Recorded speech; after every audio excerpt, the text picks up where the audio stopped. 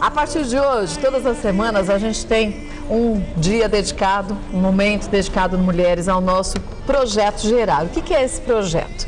A gente sabe o quanto que é importante quando se fala em como gerar uma vida, mas como será que isso acontece de fato? Como será que a mulher passa por essas transformações? Como que o bebê também, desde a concepção, vai se formando? E o que a gente pode fazer para controlar um pouco as nossas emoções, a nossa ansiedade e a gente ter ali a nossa parte sendo feita do jeito certo? Isso a gente só consegue através do conhecimento. E hoje, o Dr. Cláudio Basbaum está com a gente, ele que é ginecologista. Mais uma vez, bem-vindo, Dr. Cláudio. Muito obrigado. Muito obrigado. É um prazer estar aqui. Sempre nosso. E, sobretudo, abordar esse tema tão encantador que eu ontem, na minha reflexão, disse como vai ser a história? E eu pensei, o começo de tudo. É verdade. E é o começo de tudo, da nossa vida, mas da nossa existência, da nossa sociedade como um todo. Então, é o começo de tudo que nós vamos falar. E esse começo de tudo vem justamente no momento importante que a gente vê o quanto que as mulheres deixam para mais tarde essa realização do desejo de se tornarem mães. E aí acho que essa ansiedade, essa angústia complica bastante também o sucesso, muitas vezes, dessa gravidez, né, doutor Cláudio? O fator emocional, embora se supervalorize, ela não engravida porque está muito ansiosa, tem algum fundamento. Por quê? Porque todo o comando da reprodução, ele provém dos centros cerebrais superiores. Hipotálamo, hipófise, que são aqueles que estimulam as glândulas, ovários, tireoide, enfim, tudo que está envolvido na reprodução. Então, claro que como sendo também o centro das emoções, impactos muito traumáticos podem dificultar. Mas, de um modo geral, essa ansiedade, é até bom que a gente passe, talvez até seja positiva, não é? Mas não chegar a ponto de entrar em depressão, em quadros patológicos. Aí estamos falando de problemas, né? Quando o óvulo, a mulher está ovulando, esse óvulo sai pela trompa e se encontra com o espermatozoide. Muitas vezes as mulheres não compreendem o porquê que essa gravidez não acontece no momento que ela deseja. Puxa, mas eu já estou 1 ano tentando. Não é tão simples assim você ter um encontro do óvulo pronto para a fecundação junto com o espermatozoide, não é? Não, é uma viagem extraordinária. É uma viagem extraordinária, porque o começo de tudo, como eu chamei, é produto da fusão dessas duas células. O espermatozoide, um óvulo, que depois vão se transformar numa célula única e que se reproduzem em trilhões de células, em cerca de 350 tipos diferenciados de alta complexidade, formando o corpo em todas as suas estruturas, o cérebro com sua complexidade. Então, começa por aí. Mas até que isto aconteça, precisam 2 coisas funcionando. Ovário produzindo o óvulo e o espermatozoide sendo produzido no testículo masculino. Eu gostaria de levantar este esquema. Vamos ver. Se pudermos mostrar este esquema. Isto aqui é um ovário e aqui está a trompa. Eu poderia mostrar aqui o útero, as trompas e os ovários de cada lado. Então vamos pegar este ovarinho aqui do canto e vamos projetar aqui. Está visto aqui. Então, olhe, a mulher nasce com uma carga de óvulos muito grande. É a reserva dos seus óvulos. A mulher quando nasce, já nasce com o seu número de óvulos imenso, milhões. Não se multiplica depois disso, não. Ela tem uma cestinha de ovos que vem, ela nasce talvez com 2 milhões, 3 milhões de óvulos, ovocitos primários, estão dentro do lar. Quando ela vai chegando na adolescência, ela já tem cerca de só 400 mil. O resto vai se perdendo. Vai se perdendo, vão murchando.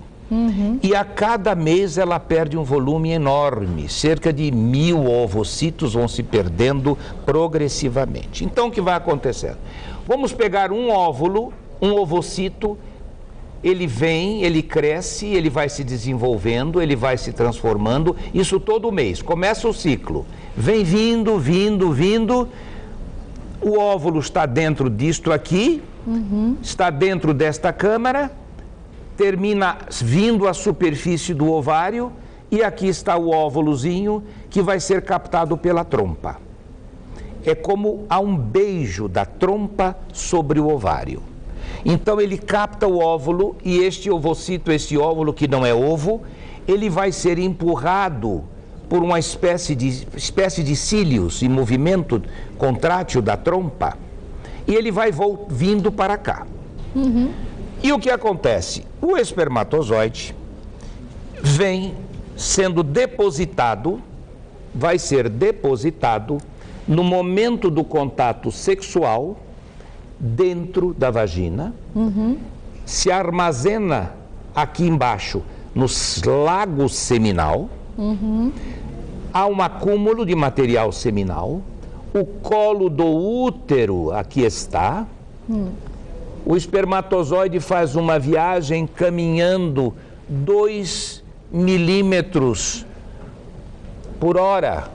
Olha a velocidade. 2 milímetros por hora. Coitadinho, o bichinho é lento mesmo, hein? Perdão, por minuto. É por minuto. Ah, bom, porque ele vai andar 10, desculpa, ele vai andar 10 centímetros, que é até chegar lá dentro. Ele viaja o colo, o canal, viaja dentro do útero e vai chegar lá por dentro, na boquinha da trompa por dentro. Por isso que só os mais fortes chegam, porque o resto vão morrendo pelo caminho. Vai morrendo, e milhares, a produção é imensa. 1 ml, olha, o material seminal caberia numa colherinha de café, em volume normal.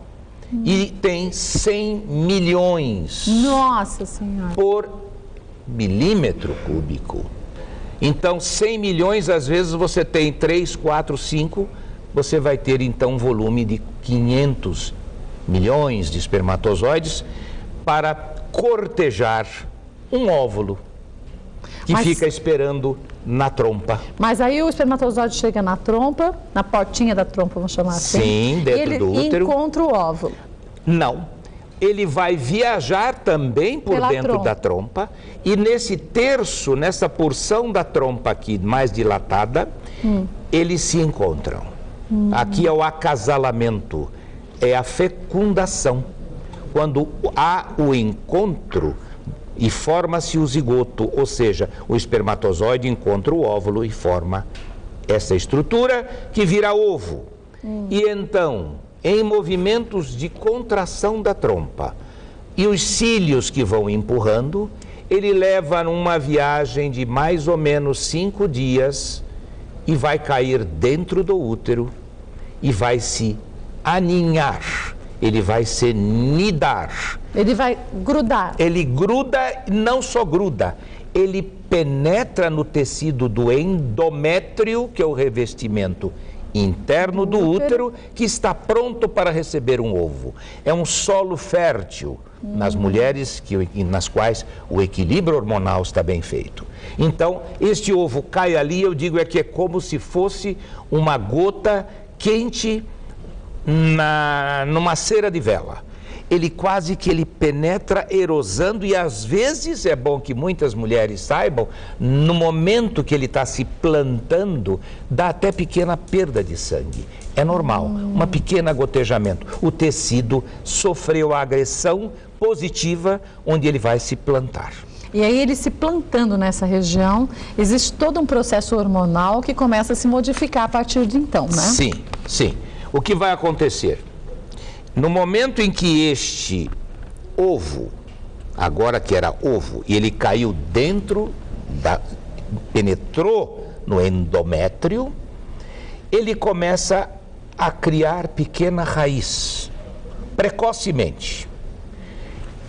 E o que é essa raiz? Essa raiz tem um nome, chama-se córion. Aí a mulher vai na farmácia, atrasou 2 dias, atrasou um pouquinho, vai no laboratório, faz o exame, diz, deu positivo. O que é isso? Exatamente quando o ovo criou a raiz. E a raiz chamada córion fabrica a gonadotrofina coriônica. É por esta raiz do ovo Que se sabe que a mulher está grávida. E aí dá positivo, porque esse hormônio não existe no corpo da mulher. Então, se ele está presente é porque ela está grávida. Tem um ovo. Exatamente. Então, é isso que acontece, ou no laboratório, no sangue, ou através desses testes, que tem uma sensibilidade não tão grande, mas que dá a positividade, aquela faixazinha de cor, por este elemento. Então, só relembrando, o óvulo que foi fecundado leva até 5 dias para chegar até o útero se fixar. Ele vem pelas trompas, vai descendo até que ele se fixe. Vai viajando e cai lá dentro. E cai lá dentro. A partir daí, a gente tem aquela multiplicação celular que é extremamente intensa, né? Muito, muito rápida. A multiplicação celular é extraordinária.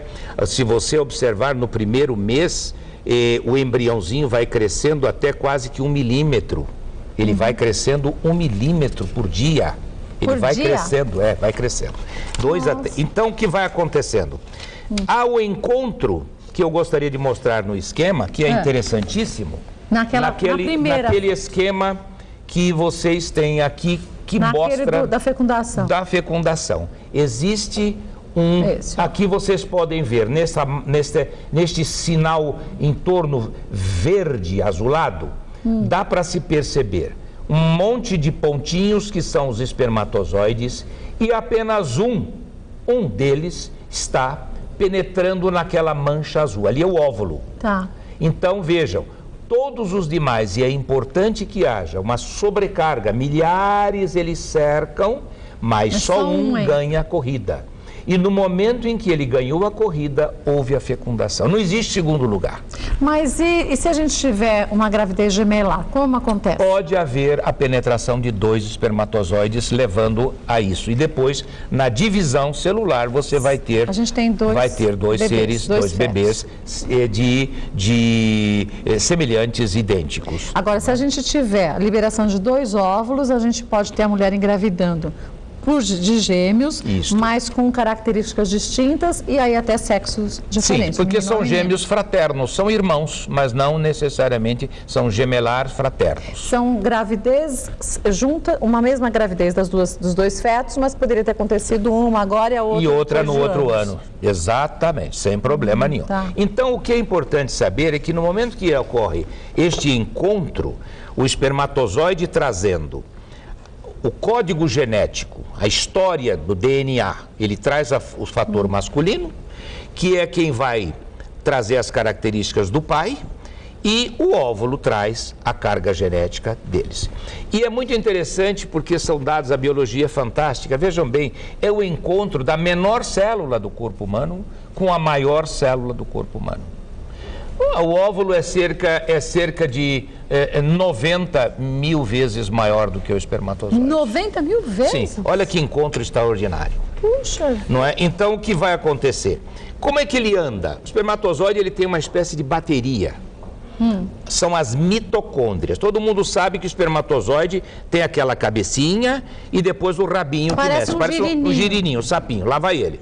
Mas como é que ele faz isso? Como é que não está ligado na eletricidade? Mas ele tem uma espécie de bateria. São as mitocôndrias, que eu diria que eu chamo de bateria do espermatozoide. Então ele vai proporcionando essa capacidade de velocidade, de penetração e de fazer essa longa viagem que eu descrevi e ter ainda energia.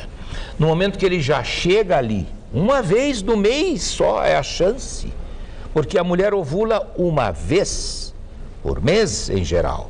Então, naquele dia, naquela hora, aquele espermatozoide vai chegando, correndo, penetra e os demais perdem a corrida e não tem mais chance de penetrar, porque ocorre uma transformação elétrica, química, no revestimento do óvulo, e aí aquele espermatozoide ele vem, ele penetra, funde-se os 2 núcleos, fecha, nada mais entra em volta, e aí isto vai ser o início de tudo.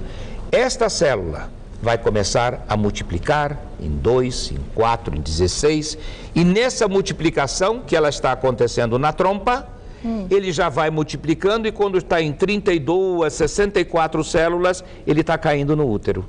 E ali ele vai desenvolver... E aí se multiplica mais rapidamente ainda. Vai em frente com a velocidade fantástica, realmente vai. Muitas vezes as mulheres quando engravidam, logo nos primeiros dias, dizem que sentem como se fosse um choquinho. Isso é verdade? Quer dizer, ou depois que a mulher sabe que engravidou, ela vai tentando lembrar do que ela sentia e ela diz que sentia algo. Quando ela engravidou? Isso. Quando a gente tem esse óvulo sendo, que o professor diz que umas gotinhas de sangue podem aparecer. Pode. A mulher pode sentir um certo incômodo? Uma leve dor? Ou... Olha, a mulher pode sentir tudo, viu, Kátia? Eu acho que a mulher, olha, eu lido com mulher há 50 anos. Você entende bem, né? Muito, a categoria. Então são 50 anos. Como médico, 48, mais 2 anos interno dentro de uma maternidade. A gente vê de tudo. Como bebê, como uma criança em casa é capaz de dizer, cadê o neném? Vai ser o primeiro diagnóstico da gravidez, segunda gravidez da mãe, é a criança que termina farejando. Então, eu digo que é possível que a mulher tenha isso, mas eu não posso dar este elemento garantir como um sintoma ou um sinal de que isto está acontecendo. Não. Bom, volto já para a gente continuar a nossa conversa, lembrando a você de casa que toda terça-feira a gente tem o nosso projeto Gerar. Hoje estamos falando sobre o primeiro mês da fecundação até completar os 30 dias e na próxima terça-feira a gente vai falar do segundo mês e das atividades físicas, se são importantes ou não nessa fase. Olha, vamos voltar ao nosso bate-papo com o Dr. Cláudio Basbaum. Estamos falando hoje do nosso projeto Gerar, que é um projeto extremamente importante que visa esclarecer a você que está grávida, você que pretende engravidar, qual o momento que você deve começar a se dedicar. Eu acho que o momento que você deve começar a se dedicar para a gravidez é antes que a gravidez aconteça, né, doutor Cláudio? Sem dúvida. Preparar esse corpo para isso, Preparar o corpo, o espírito, os seus vínculos familiares, a relação com o marido, enfim. Eu digo que a criança não é filho da mãe, a criança é filho de uma estrutura de um casal. Né? Produto da relação de amor entre um homem e uma mulher em princípio. Então não vamos fazer histórias da carochinha nem só sonhos. Existem gestações que não são desejadas. Meninas que engravidam que não queriam engravidar, mães solteiras, situações críticas familiares, desemprego, doença. Então vamos falar do ideal. O ideal é só festa. Então é o casal, é a estrutura da família e sobretudo para que toda a mágica aconteça, é preciso que haja a assistência pré-natal. A assistência pré-natal cuidadosa, com os agentes de saúde, os médicos, as pessoas envolvidas, o cuidado da família, um homem pai, o homem grávido, o homem que participa com muita emoção do vínculo, porque a gente tem que envolver o homem. Não é? De certa maneira, o homem precisa ser trazido, e eu sempre me preocupei com isso. Mas não adianta trazer o homem na hora do nascimento. Não, tem que ser bem antes disso. Bem antes disso. Mas nesse primeiro mês, que é o que a gente está falando hoje, sim, a mulher normalmente não sabe que está grávida logo no primeiro mês. Não. Ela passa a saber do que está acontecendo no segundo, terceiro mês de gestação. Nesse primeiro mês de gestação, como acontece a formação desse feto? Qual a multiplicação celular e o que é formado primeiro?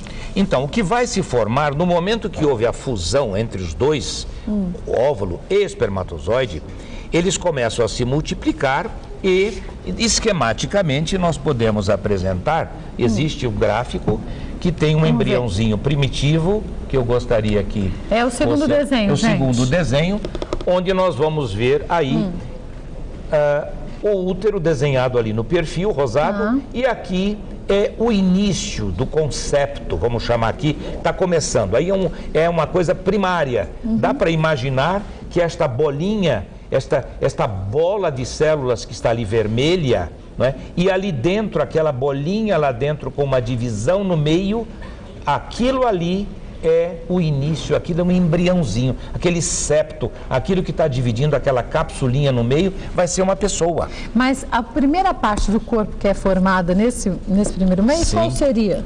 Veja, aí você vai ter 3 camadas. A camada externa, que é a parte ectodérmica, que vai se transformar na placenta. Depois você vai ter o mesoderma, que é a camada do meio, que vai formar músculos, osso, esqueleto. E, finalmente, a camada mais interna que vai formar os órgãos, aparelho digestivo e vai. Essa placa embrionária, é um aglomerado de células. Ele dilata, faz essas cavidades, depois ele se dobra sobre si mesmo. E isso é um processo dinâmico e muito rápido. Para que você tenha ideia, há um aglomerado de células no curso da 4ª semana. Um grupinho de células, vamos dizer entre aspas, foi destinado a se transformar no coração. E isso em torno de 4 semanas. O embriãozinho, ele tem o tamanho de uma cabeça de fósforo. No tamanho de uma cabeça de fósforo, Sim. desse embrião já tem uma célula se destinando à formação do coração? O coração primitivo, que tem o tamanho de uma sementezinha de papoula. Minúsculo. Aquilo vai ser o coração. E aquele grupo muscular que parecia uma meia-lua, que de repente parece um S, aí você vai dizer, mas como começa? Os desígnios da natureza. Uma célula, um belo dia, ela ativa e magicamente ela começa a vibrar, ela começa a pulsar.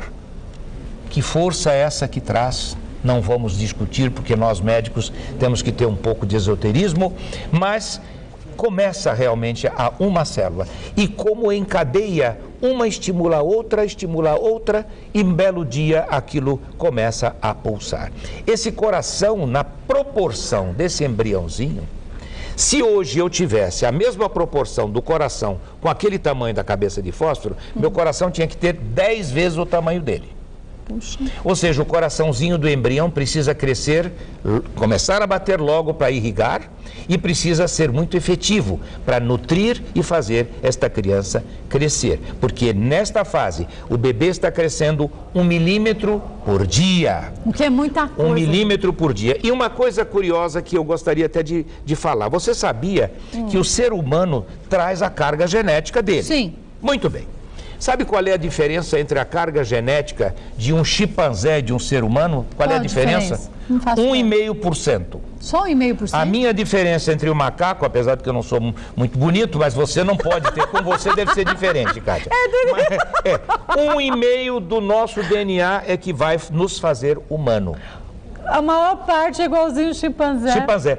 75% é a nossa semelhança com o cachorro. 75% Sim. com cachorro? E não diferenciamos mais do que 50% de uma mosca de fruta. Então a gente se acha muito e a gente não é bom a nada gente tomar cuidado com essas manias de...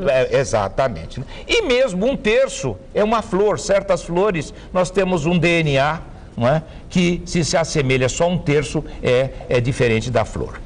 Então, é importante que a gente entenda que neste crescimento, que na 4ª semana, o crescimento é rápido, é ágil, e aqui dentro, deste útero, que fica aqui dentro desta pelve, isto é um osso real, isso foi de um esqueletinho, era uma moça, uma menina, eu tenho isso há 50 anos, né? Já imagino como já estaria hoje velhinha. O útero fica aqui dentro. Mocinha com 50 anos, eu tenho 42. Não, mas é que já estava no museu há 50. Ah, então era velhinha mesmo. Teria 100 anos. Você sabe que a minha mãe vai fazer 100 anos no próximo ano. Mesmo? Eu tenho mãe. Tem que fazer uma festa maravilhosa. Vou fazer, eu tenho mãe, não sou de chocadeira. Então, ó, o útero está aqui dentro.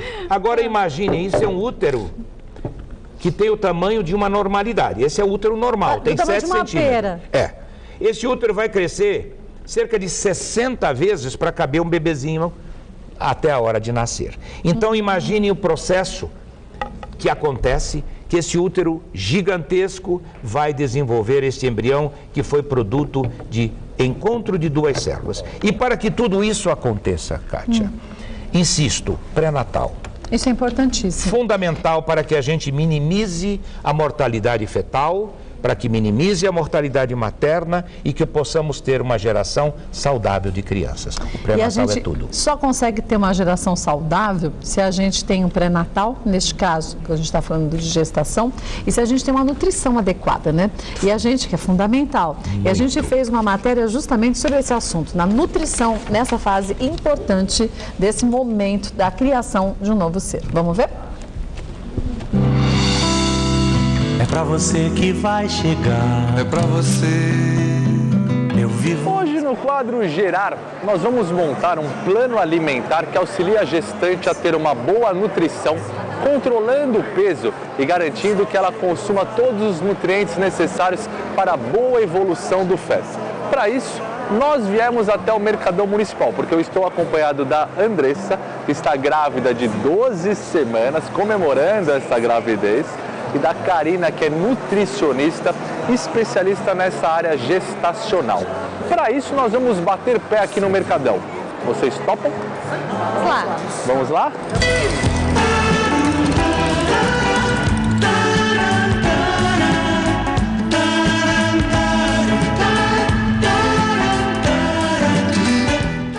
Karina, quais são as principais mudanças que uma mulher deve fazer na sua alimentação no dia a dia depois que ela descobre que está grávida?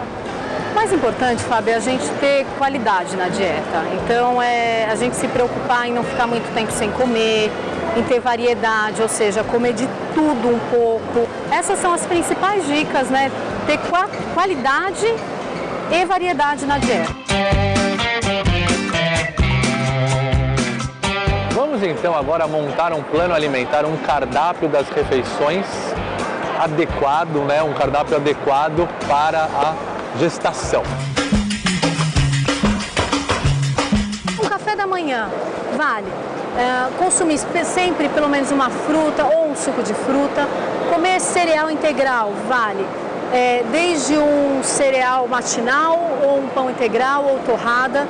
Ter sempre uma fonte de proteína, ou um queijo, ou um leite, ou um iogurte. Ai, ai, que leitinho bom. Ai, ai, que leitinho bom. Do que falar dos queijos para as gestantes? Cálcio em abundância, né? Aqui é o que a gente tem de mais nutritivo e principalmente de cálcio. A baixa ingestão de cálcio, ela pode estar relacionada a picos de hipertensão na gestação. Isso a curto prazo e a longo prazo a osteoporose na mãe, porque tudo que o bebê precisar, ele tira da mãe. O leite precisa ser integral? Não, o leite não precisa ser integral. O ideal é que a gente consuma leites e iogurtes de uma forma mais magra, porque o cálcio ele não está na gordura do leite.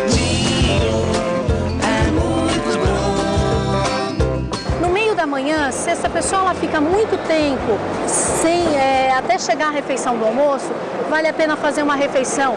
Aí a gente pode colocar frutas e até algumas sementes oleaginosas. O que falar das frutas, né? As frutas são riquíssimas em vitaminas, em fibras, em minerais, em água. Elas auxiliam muito a absorção de ferro, principalmente frutas ricas em vitamina C. Elas ajudam muito no controle da náusea no começo da gestação, principalmente as frutas cítricas. E também um fator muito importante, a gestante ela tem uma tendência a ter obstipação intestinal, que é o famoso intestino preso. I've got sunshine on a cloudy day. Na hora do almoço, tá aí o momento mais importante do dia em relação à quantidade e valor calórico.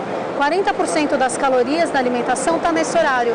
Então vale salada crua com folhas e legumes, verdura cozida, arroz integral ou uma batata ou um purê, uma massa, feijão ou lentilha ou ervilha ou grão de bico e também uma fonte de proteína animal. Ela é rica em proteínas. As proteínas são os tijolinhos do nosso corpo.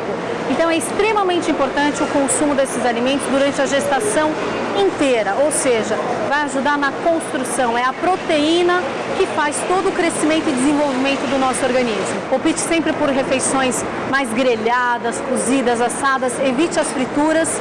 E também a gente tem o fígado, que é excelente fonte de ferro, né? Um mineral extremamente importante, consumo pelo menos uma vez por semana.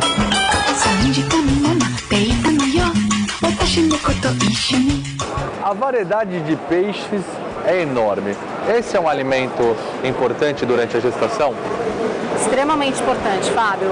Os peixes eles carregam ácidos graxos essenciais do tipo ômega 3. O que é importante a gente saber é que alguns peixes eles têm muita contaminação de mercúrio, um metal pesado, que é prejudicial para o desenvolvimento neurológico do bebê, do sistema nervoso. Então, existem 2 peixes livres com uma menor quantidade de mercúrio, mas que podem ser consumidos sem preocupação, que é o salmão e a anchova. São 2 peixes mais indicados na gestação. A sardinha também é muito bem indicada, porque também a sardinha ela é muito rica em cálcio, mineral extremamente importante.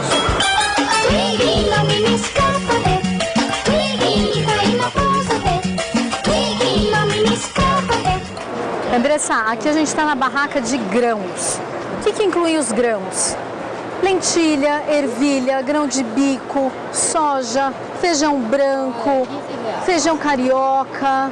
E aí a gente tem o quê? A gente precisa desses alimentos porque a gente precisa de proteínas. São ricos em proteínas e aminoácidos, né, que o nosso corpo não produz e a gente precisa consumir através da alimentação.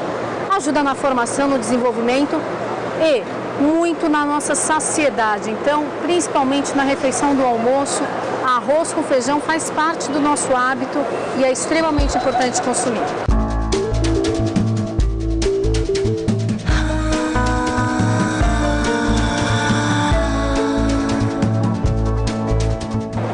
À tarde, como eu disse com a Andressa, a gente precisa de uma refeição bem completinha para conseguir controlar a fome no jantar. Então vale a pena, novamente, fazer uma refeição parecida com o café da manhã, com pão integral, com queijo branco, com um suco de fruta, ou às vezes um iogurte com frutas secas picadas, né? O jantar ele é um pouquinho mais leve que o almoço, Fábio. Ele precisa ter sim a mesma qualidade do almoço, né? Isso depende de pessoa para pessoa. Tem gente que gosta de comer comida, tem gente que gosta de uma sopa, agora já tem gente que gosta de lanche, mas o importante é a gente ter carboidrato, proteína e gordura. Porém, as gorduras, lembrando, sempre umas gorduras mais leves, ou seja, mais saudáveis. Andressa, comecinho da gestação é importante a gente consumir ácido fólico, né? Ácido fólico, a gente tem comprovações de diversas pesquisas que previnem deficiências do tubo neural e a espinha bífida, né? Então é importante a gente consumir alimentos ricos em ácido fólico, como brócolis e o aspargo, por exemplo, né? Assim como feijão, lentilha, a couve de Bruxelas.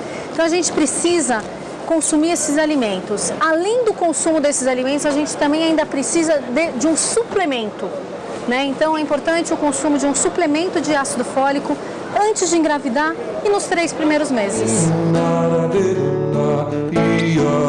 Eu tenho algumas dúvidas, na verdade, assim, com os alimentos preparados.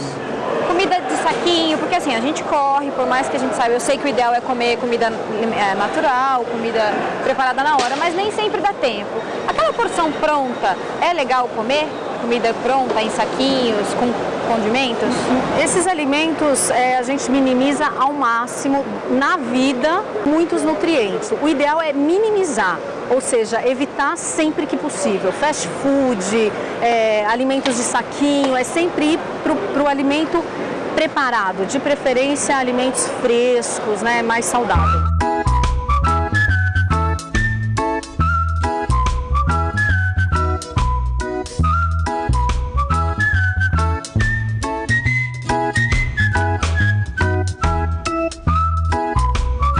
As suas dúvidas estão esclarecidas? Estão esclarecidas. Alguma outra questão? Não, tudo esclarecido. Vai fazer alguma adaptação na sua alimentação? Eu vou colocar ceia e melhorar o lanche da tarde, que está precisando de uma melhora. Muito importante. Bem-vindo, meu novo ser, cercado de proteção, de tanto amor, tanta paz, dentro do meu. Olha, a gente viu quanto que é importante o pré-natal e a nutrição faz parte de um pré-natal também bem conduzido, né, doutor Cláudio? Sim. A orientação toda parte, primeiro do ginecologista, para até encaminhar uma nutricionista, né?